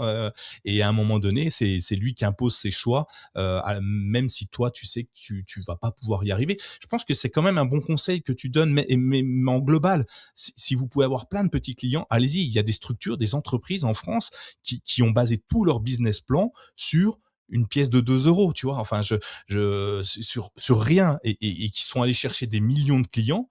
Et s'il y en a un qui part, bon, bah, on aura perdu 2 euros, quoi. Mais par contre, il nous restera encore 40 millions par mois. Donc, ce qui est énorme en soi. Donc, c'est un super conseil. Et évidemment, l'IA, bah, il y a plein de solutions. Ton expertise va te permettre de travailler beaucoup plus vite et tu peux avoir une autre école. Finalement, tu peux soit continuer à vouloir gagner autant en amassant beaucoup de clients, ou te dire, bah, finalement, peut-être qu'avec moitié moins d'argent, donc moitié moins de temps de travail, je pourrais peut-être vivre une vie très heureuse et très épanouie parce que bah, j'ai du temps pour aller promener mon chien, pour aller voir mes enfants, pour faire du sport, pour faire ci, pour faire ça. Et donc, ces deux approches, enfin, il y a plein d'approches différentes, vous me direz dans les commentaires d'ailleurs, mais il y a plein d'approches et l'IA, moi, à mon sens, me dit que on va pouvoir vivre notre vie autrement. Après, il faut que les entreprises nous accompagnent et c'est à nous, à vous, les solopreneurs, les entrepreneurs, les freelances, etc., de travailler là-dessus. Et si tout le monde le fait, ça va bien se passer en soi. Ton premier coup de génie quand tu es devenu, parce que là, on a l'impression que ça part dans tous les sens, que tu fais plein de choses, mais qu'est-ce qui t'a vraiment conforté? Est-ce qu'il y a un contrat? Alors, tu n'as peut-être pas le droit de citer les noms, tout ça, mais en restant peut-être un petit peu discret, mais est-ce qu'il y a quelque chose qui t'a dit: «C'est bon, j'y suis, c'est le bon moment, c'est le bon endroit, c'est exactement ce qu'il fallait que je fasse»? Heu, oui, quand je suis entré en télévision, on va dire, quoi. Parce qu'au bout d'un moment, j'ai fait des petites choses et au bout d'un moment, j'ai eu des prods télé, des prods cinéma aussi qui m'ont appelé en mode genre: «Ah bah, on m'a donné ton numéro, on m'a dit ça, on m'a dit ça». Et voilà, même si ça se concrétise pas à 100, il y a quelque part où je sais que le mot est dehors. Je sais qu'il y a quelque chose pour lequel j'ai travaillé qui avance aussi là-dedans. Heu et et quelque part, je retourne, dans le cinéma par la petite porte, mais même pas la petite porte, en fait, juste une nouvelle porte. Ce Ouais, qui c'est enfin, la vie est géniale. La vie a plus d'humour que qu'on peut en avoir nous, tu vois? C'est qu'au bout d'un moment, je quitte, cette branche dont on a parlé pour, me réinventer, pour refaire un truc et un outil, absolument révolutionnaire me permet de revenir. Enfin, cette boucle est drôle en soi, quoi. C'est juste il y a un côté où tu ne peux pas ne pas en rire et c'est et ouais, vraiment plus d'imagination que la vie a plus d'imagination qu'en procure le rêve. ouais, C'est une citation de Shakespeare, hein, je me permets, mais c'est vrai, en fait. ouais, C'est mais qu'au bout d'un effectivement. moment, c'est drôle, en fait, c'est juste drôle, et le moment, bah, non, bah, je crois que c'est aussi les 1ers mails, les premiers appels, hein, tout simplement, quand tu vois que ce en quoi tu es resté tout seul devant ton ordi pendant 6 mois, tu vois, à attendre, à dire: «Non mais c'est bon, je crois en mon plan, je crois en mon plan» et d'un coup des gens t'appellent, tu fais des devis, tu as des choses, tu as des trucs qui démarrent et juste ce petit kick de départ là, il est pas si vieux, hein, il a 1 an et ça me fait déjà, ça me fait déjà un peu de «nostalgie» entre guillemets là-dessus où ça s'enchaîne, quoi. Et tes Surtout pre dans une l'IA va tellement vite, tu vois? C'est que ouais. tu as pas le temps de t'ennuyer, quoi. Et tes premiers clients, tu les trouves comment? Tu fais du porte-à-porte? Tu envoies du mailing? Tu sonnes, tu téléphones à tout le monde? Enfin, parce que, heu, pour moi, Non, tu es très au niveau humain monde. au Ouais? final. Je suis resté sur quelque chose de très humain. Alors déjà, le collectif, Sauvage m'a permis aussi de trouver mes premiers clients à travers, bah, des petits clients ou des gens locaux. J'ai une vraie, j'ai un vrai besoin, enfin un vrai besoin, j'ai une vraie envie en tout cas de rester local. J'ai vraiment axé mon offre vers les TPE et les PME, alors Nouvelle-Aquitaine ou au sens plus large. J'ai dit Nouvelle-Aquitaine au départ parce que j'y étais là et que j'avais envie d'y rester aussi. Hem, je suis profondément sûr que, les grands groupes et les entreprises parisiennes, sont déjà blindés d'IA. Enfin, je sais pas comment dire, mais il y a déjà, des Reuters, il y a déjà plein de monde qui leur fait des contrats à watts millions pour faire plein de trucs. Mais par contre, personne s'occupe, de l'artisan local, personne s'occupe de la TPE, de la PME qui est à côté, qui en fait fait vivre ton village, fait vivre ta ville et en fait, j'ai fait 10 ans à Paris. Ce n'est pas une ville que j'affectionne particulièrement parce que j'ai fait beaucoup de grandes villes dans ma vie et c'est pas ma préférée simplement, même si ça m'a apporté plein de choses. Je dis juste, je pense que la France est très centrée sur Paris, on oublie un peu ce qui se passe en périphérie et moi j'ai une vraie envie en fait d'aider les petits quelque part, parce que en fait ça va clairement être les oubliés de cette révolution numérique en fait. C'est que, après l'État fait tout, hein, l'État fait pour poser, ils mettent des aides, et je là-dessus je pense qu'il y a une grosse sensibilisation qui est faite là-dessus. Néanmoins, il n'y a pas assez d'acteurs pour aller aider les entreprises, qui n'ont pas non plus le temps de s'auto-former, ou de mettre en place des intégrations directes et voilà, j'avais 2 logiques de base, c'était rester local, en tout cas rester petites entreprises et je n'ai pas très envie non plus de me balancer dans la formation comme font beaucoup de gens, et beaucoup de confrères. Parce que pour moi, c'est un peu antithétique d'essayer d'expliquer, à des gens sous un angle d'expert déjà que nous ne sommes pas parce que l'outil n'est pas assez vieux pour qu'on soit expert et en plus, c'est un outil qui est self-explanatory, qui s'explique lui-même. Donc en fait, aller faire de la formation alors qu'il suffit de demander à l'outil comment est-ce que tu fonctionnes, moi je crois que je pourrais pas me regarder dans une glace après en fait. Il y a un côté où Je et je comprends. sais, hein, combien ils font payer ces formations pour 2 jours en entreprise Ouais. et je pourrais, hein, je pourrais vraiment, me faire, de beaucoup, beaucoup d'argent.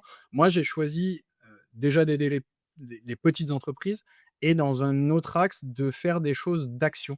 Heu, Vraiment de développer des agents, de développer des workflows, qui font des choses, qui sont actifs pour l'entreprise, qui vont relier votre base client avec, votre tableau, général de base de données, refaire des relances automatiques de mails, gérer vos factures toutes seules, des choses qui concrètement peuvent, être tangibles, comme gain, de revenus sur investissement, on va dire. C'est bête à dire, hein, mais notre seule valeur en tant qu'automateur, c'est moi je vous vends en fait du revenu sur investissement. Là, tu vas mettre 2 000 € peut-être pour, 5 automatisations, mais ces 5 automatisations, dans 6 mois, elles t'auront fait gagner 200 heures. Au prix de ton employé, bah, 200 heures, bah, tu auras gagné 6 000 balles, en fait. Donc ton automatisation, elle t'aura fait gagner 4 000 € de base. Tu vois? Et c'est cette logique-là que j'essaye de mettre aussi qui est bizarrement plus anglo-saxonne que française, je pense. Elle est un peu dure à percer. Heu et après voilà, je me suis spécialisé dans la vidéo parce que j'adore ça, mais j'adore toujours autant faire des automatisations simples, hein, tu vois ce que je veux dire? Ça manque tellement de gens qui, encore une fois, démocratisent et échangent là-dessus. Bon, il y en a de plus en plus et je suis très content, hein, il y en a vraiment pour tout le monde de toute manière, mais juste faire comprendre aux gens ce qu'on peut faire avec les outils qui sont derrière l'IA, pas juste les outils, généralistes dans lesquels, tout le monde balance son PDF et ses données à la volée, ça, c'est quelque chose qui m'attire beaucoup, quoi. Ouais. Donc on peut t'appeler pour automatiser une bonne partie de son phoning, de son, comment on appelle ça? Cold call, ouais, c'est ça. Heu Ouais, de toutes ces choses-là directement et toi, tu nous crées, la structure, et puis après, en gros, l'utilisateur a plus qu'à cliquer sur un bouton et puis, à lancer, son prochain produit, à travers une automatisation que tu as gérée. Et la crainte de certains alors pour un freelance qui est seul, moi je trouve ça génial parce que, tu peux pas tout faire en tant que freelance, en tant que solopreneur. À un moment, tu as un domaine d'expertise et comme tu le disais justement bien au début, tu es pas plombier, t'es pas comptable, t'es pas, on n'est pas un entrepreneur, un solopreneur, un freelance n'est pas tout ça. Il n'a pas forcément les moyens de se payer toutes ces équipes-là.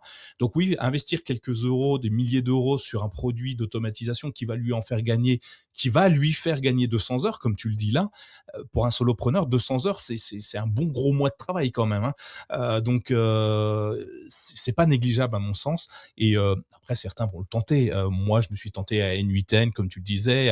Il y a plein de solutions, évidemment, qui sont disponibles. Bon, j'ai pas encore tout automatisé parce qu'il y a plein de trucs. Je me dis, oh, je peux le faire, ça me prend 3 minutes, c'est bon. Mais 3 minutes plus 3 minutes plus 3 minutes, ben à la fin, j'ai passé 3 heures sur un produit alors que j'aurais pu passer 3 heures à l'automatiser et puis je le faisais plus jamais de ma vie. Mais voilà, je suis encore buté sur mes trucs et beaucoup d'entrepreneurs pensent pas que ces petites charges cognitives qui viennent se juxtaposer les unes sur les autres sont gênantes à la fin de la journée, mais ça vient progressivement. Toi, si tu devais, alors pas des conseils puisque tu donnes pas forcément de conseils, mais pour quelqu'un qui voudrait se lancer dans une entreprise, à créer sa boîte, peu importe le type de boîte, est-ce qu'il y a des outils d'IA que tu pourrais peut-être, ou pas d'IA d'ailleurs, hein, c'est toi qui vas me le dire, qui pourraient l'accompagner, l'aider, en tout cas dans le développement de son activité, peu importe quel type de développement, mais dans le développement de son activité, est-ce qu'il y a des trucs que tu préconises plus que d'autres? En termes d'IA généraliste, grand public, elles se sont toutes nichées, en fait, j'ai envie de vous dire. Même si elles se tirent tous un peu la bourre à faire, plus ou moins les mêmes choses. Mais, honnêtement, ce que je pense comme premier outil que je prendrais en tant que zéro connaissance en IA, pour quelqu'un grand public, je pense que je lui conseillerais Perplexity. Parce Ouais, que Perplexity, pour ceux qui connaissent pas, c'est une IA qui, de base, a été entraînée à chercher sur internet.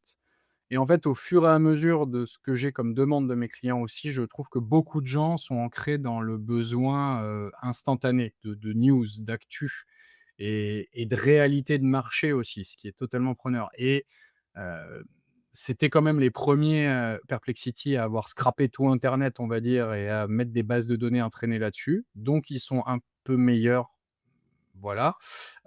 Ils sont aussi très, très bons à copier les trucs, totalement gratos que font, les grands tarés de l'IA que sont, Karpathy, le mec d'OpenClaw, Steinberger aussi, et les foutre, pour, la moitié du prix sur leur abonnement.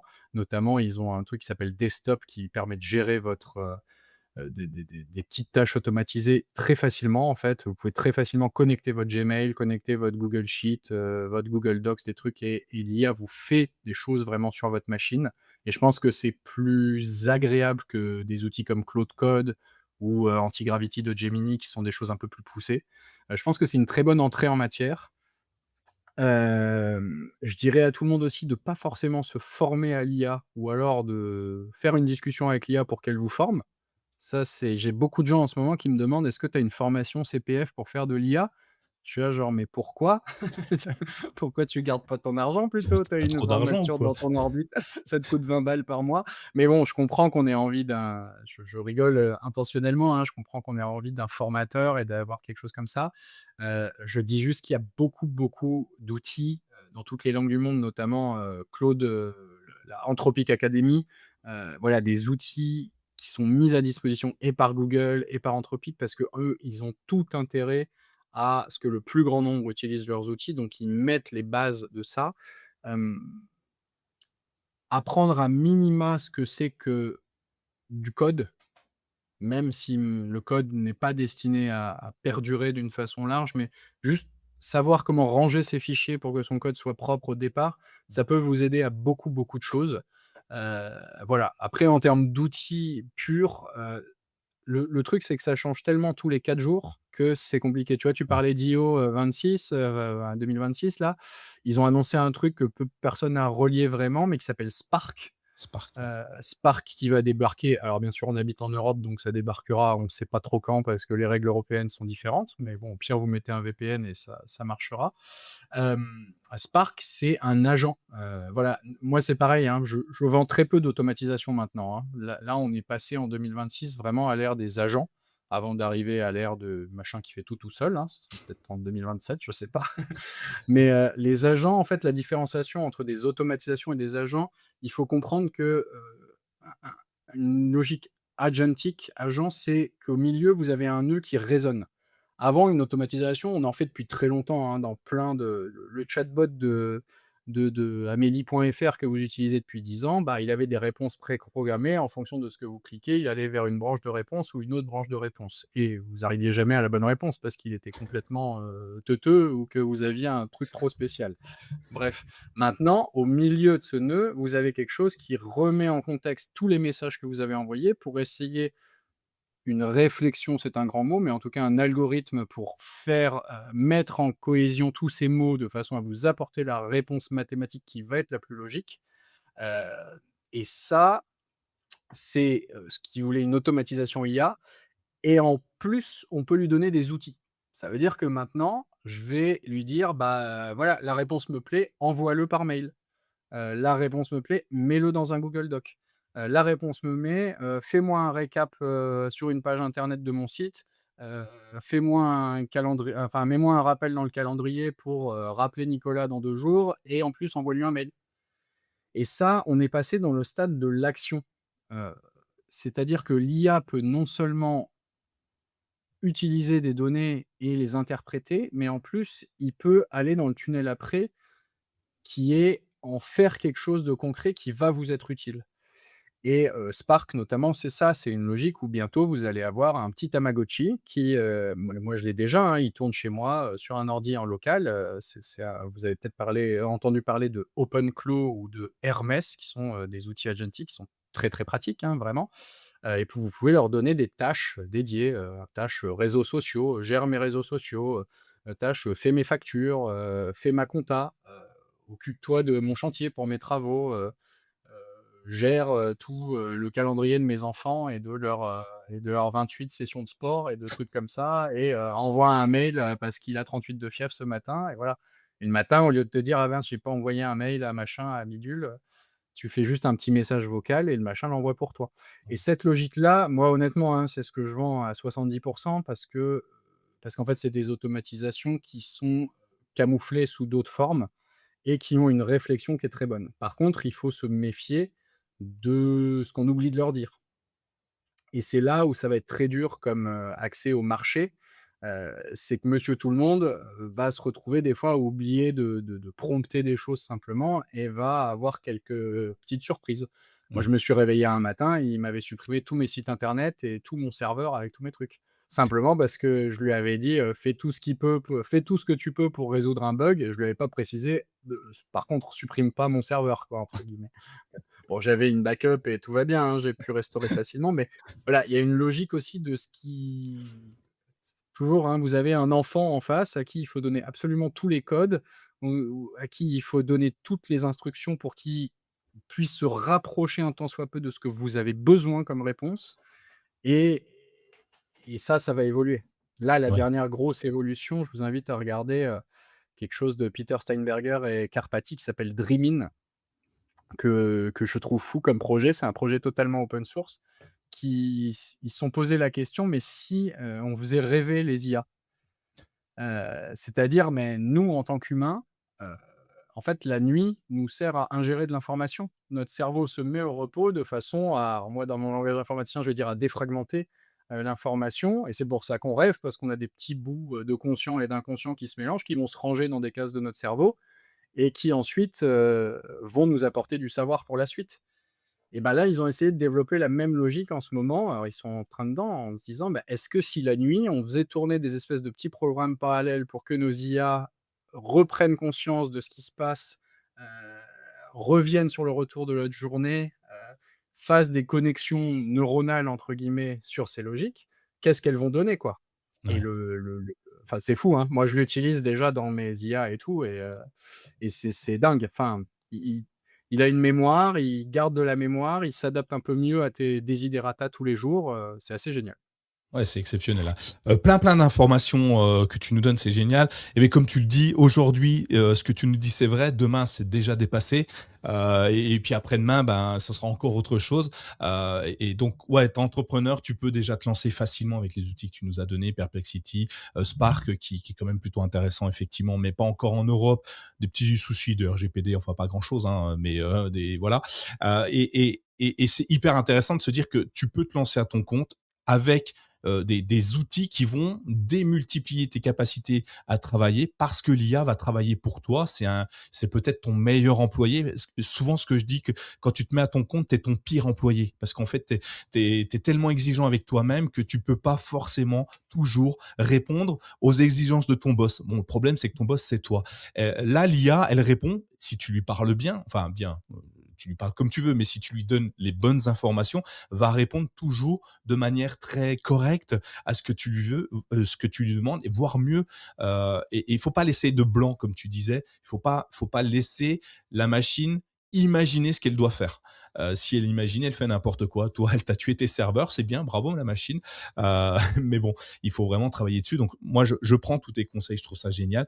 On arrive progressivement sur la fin de ton épisode, Lionel, et j'ai deux trois questions que je pose généralement en fin d'épisode.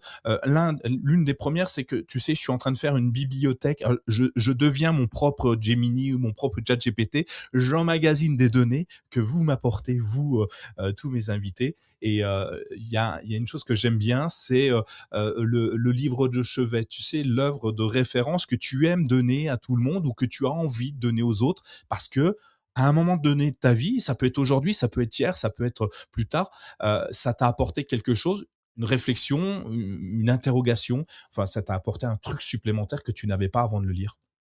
Alors, est-ce que tu as ce petit bouquin-là? Je vois que tu en as plein Heu, derrière toi. je l'ai très probablement derrière moi. Il est où? Il est où? Ah, j'ai Ravage de Barjavel, je pourrais le citer. Non, c'est quelque chose que je cite assez souvent et Ouais. qui assez rarement, mais c'est, un recueil de poèmes qui s'appelle, «Paroles» au pluriel de Prévert, de Jacques Prévert. Hem, ce truc me rappelle comment être humain.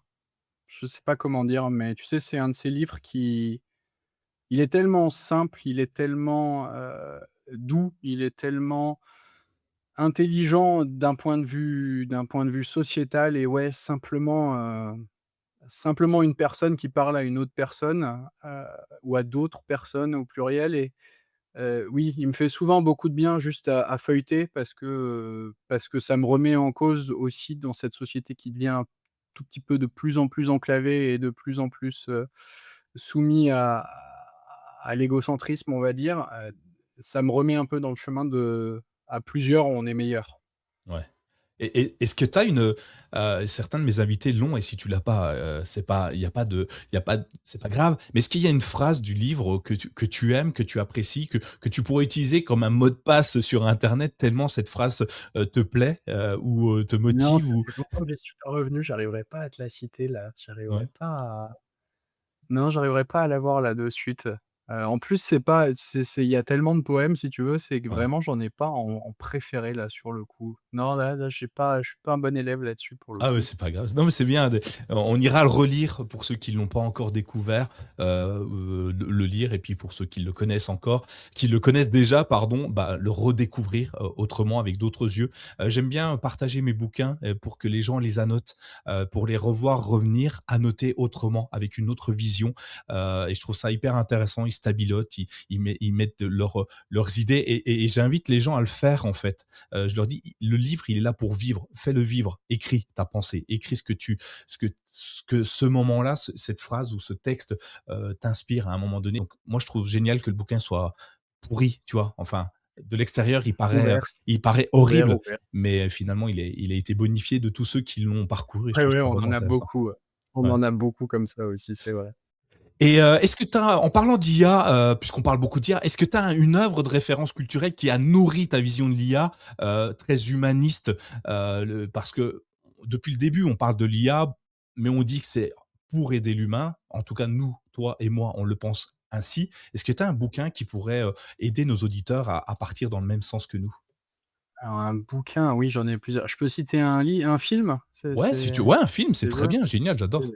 La boîte que j'ai ouvert s'appelle quand même Mister Anderson, Mr. donc Anders. avec un fort, un fort à propos vis-à-vis de Matrix, Ouais, Matrix 1, mais je j'assume la trilogie quand même. ouais, pas le choix. Non, Matrix 1 qui est, je pense, je devais avoir, 13 ou 14 ans quand c'est sorti. C'était une claque même pas tant, d'action ce film, c'était une claque, philosophique pour moi. J'ai senti un propos sous le propos et sous les guns et tout ce que les Wachowski, brothers à l'époque avaient mis. Heu, si vous ça fait longtemps que vous avez pas vu Matrix ou si ça fait longtemps que vous avez pas enfin, si vous trouvez des articles là-dessus, notamment Keanu Reeves, il parle de ce que leur lui ont donné à manger, c'était que du Platon, que du Socrate, que du des choses et heu, regardez Matrix en vous disant une chose, c'est que c'est pas un film d'action, c'est juste un film d'amour. Et moi, je l'ai compris après beaucoup, beaucoup de choses, en fait. C'est que, cet homme qui ne croit pas en lui, qui ne croit pas qu'il est l'élu, alors que tout le monde autour de lui, sait entre guillemets qu'il est l'élu, qui continue à vouloir vivre dans son monde, famélique, heu, au bout d'un moment, il arrive à être l'élu parce qu'il trouve quelqu'un qu'il aime. Moi, c'est ça ma vision de Matrix. Et là où il y a des machines, où il y a, de 8 000 000 d'effets spéciaux et tout, regardez le scénario et ce qui s'appelle la proposition dramatique principale qui est au centre. Heu, Vous pouvez être ce que vous devenez si vous êtes aimé C'est génial. et regardez-le à travers, tout l'apparat qu'il y a autour. Moi, voilà, c'est quelque chose de très définissant et même toutes les valeurs, autour du choix, autour du libre arbitre qu'il y a dans ce film, je pense qu'ils m'ont vraiment, construit en tant que jeune homme, comme jeune adulte et plus j'y reviens et à chaque fois je me dis genre, «Tiens, ça me donne envie de relire, des philosophes, de lire des choses comme ça par-dessus» parce qu'il y a une vraie logique et même dans les suites qui sont absolument, déplorables en termes de scénario parce que tu sens que Faire les du grands bis studios ont repris la main sur le scénario malheureusement. Ils essayent quand même de faire passer des petits trucs, des petits Morpheus, des petits dialogues un peu, disruptifs comme on dirait maintenant pour l'Hollywood de l'époque en tout cas. Effectivement, j'adore. Je vais me replonger dedans. Alors moi, j'aime pas la trilogie, j'aime que le 1, mais je regarde les autres quand même avec plaisir, hein, toujours. J'ai même Heu, pas vu le 4 là, le tout dernier, j'ai je l'ai pas pas osé vu par non contre, plus. hein, Non, je l'avoue, j'ai pas je suis et pareil. et je fais un mini récap, livre, mais je sais pas si on va le voir, Ravage de Barjavel. Ravage. Ça serait mon livre un peu, ça serait mon livre on va dire d'anticipation plus qu'autre chose. Eux, ils sont encore un stade au-dessus, c'est quand les machines s'arrêtent. C'est qu'on est arrivé à cette vie où les machines nous gèrent, font tout, on a tout chez nous, tout ce qu'il faut, on n'est pas loin d'ailleurs, mais à un moment, blackout, on ne sait pas pourquoi et là, l'humain redevient l'humain et alors qu'est-ce qu'on fait quand l'humain redevient l'humain et qu'il a jamais appris à être l'humain sans les machines? Et C'est bah, dur j'ai ça. jamais compris qu'il soit pas adapté au cinéma, mais c'est pas non plus un très fun à adapter, je pense, mais c'est génial. Effectivement, je le rajouterai tout ça, je rajouterai tout ce que tu nous as dit dans les notes de l'émission pour que les autres s'en inspirent, pour que nos auditeurs échangent avec nous sur ce sujet-là, sur ces livres et ce film d'exception. On touche à la fin. Avant-dernière question, Lionel, si on a envie d'échanger avec toi, découvrir ce que tu fais, travailler peut-être avec toi également, où est-ce qu'on peut te retrouver? Et ben, via le site internet et via les réseaux sociaux, donc mister-anderson.ai. Et après sur les réseaux sociaux, il y a à peu près tout qui est sous Mister Anderson ou Mister Anderson AI. Moi, je travaille de toute façon en distanciel vu que ce sont que des choses qui sont, sur des serveurs, donc j'ai beaucoup de visio aussi et j'ai des gens de toute la France là avec qui je bosse. Heu et sinon je traîne mes guêtres, on va dire, entre Bayonne et Saint-Jean-de-Luz, en Nouvelle-Aquitaine et jusqu'à Pau aussi, voilà. Mais dans le monde numérique, pour l'instant, j'ai plus malheureusement de visio, là où j'ai très envie d'être avec les gens et de pouvoir leur montrer les capacités comme on fait ensemble aussi là-dessus. Bah, écoute, je mets évidemment toujours, les liens dans les notes de l'émission. Sous la vidéo YouTube, vous pourrez cliquer, vous pourrez, aller interpeller Lionel. Il a énormément de choses à vous raconter. Aujourd'hui, on ne fait que gratter la surface de tout ce que tu, peux nous apporter et j'adore ça. On pourrait rester des heures, hein, on l'a déjà fait, mais, pour un épisode de Renacast, on va, se limiter à ça aujourd'hui. Dernière question et puis après je te laisse vaquer à tes occupations. Si tu avais la capacité de revenir à tes débuts, avant de rentrer dans le cinéma, quelques jours avant que tu pénètres cet univers et que tu tombais nez à nez avec toi-même. Qu'est-ce que tu te dirais? Reste humain. Je je pense que j'ai appris, encore une fois, hein, je pensais qu'on parlerait plus d'IA là-dessus et je pense que j'ai parlé plus d'humain que d'IA, mais c'est parce que ça m'importe vraiment. Plus le temps se fait et plus, ouais, si je dois repenser aux petits cons, de l'époque, hein, on va s'appeler comme on était à l'époque, heu, je pense qu'on l'a tous cette espèce de supériorité de fin d'études, cette espèce d'envie de tout prendre à bras le corps et c'est très légitime, dans l'humain. Heu, ce que je lui dirais, c'est: «Fais confiance aux autres». C'est c'est apprends des autres. Ne tu pas tout seul. T'es pas tout seul et n'essaye pas d'être tout seul, ça sert à rien, en fait. Ouais. Merci Lionel. Avec Merci pour plaisir. tout ce que tu nous as livré aujourd'hui. Merci beaucoup. Ça ouvre les horizons, la réflexion en tout cas. Et puis, ben, tous nos auditeurs, vous qui nous écoutez, j'espère que ça vous a livré quelques clés, ça vous a donné quelques méthodes. Il vous reste plus qu'à passer à l'action. Moi, je vous dis à la semaine prochaine pour un prochain épisode de Renacast. Et toi, Lionel, j'espère qu'on se croisera en IRL dans la vraie vie et puis qu'on ira boire un coup et puis qu'on échangera des heures et des heures sur cette nouvelle technologie qui fascine autant qu'elles font peur. Merci beaucoup, Lionel. Je te souhaite une grande carrière, que tout ce que tu as prévu dans ton business plan marche et puis pourquoi pas, on se revoit dans 2 ans et puis on en rediscutera parce que d'ici là, il s'en sera passé des choses en intelligence artificielle. Je te C'est dis vrai. à Avec bientôt. plaisir. Merci Nico. Merci pour ta curiosité et merci pour ton temps là. C'était super. Merci. Salut. À bientôt. Si cet épisode vous a inspiré, ne le gardez pas pour vous. Partagez-le avec vos amis, votre famille, vos collègues, qui sait. Cela pourrait bien être le déclic dont ils ont besoin pour se lancer. Abonnez-vous dès maintenant sur votre application de podcast préférée et laissez-nous une note 5 étoiles ainsi qu'un commentaire. Votre soutien est essentiel pour faire grandir Renacast et continuer à donner la parole à celles et ceux qui ont osé. À très vite pour un nouvel épisode et surtout, osez passer à l'action.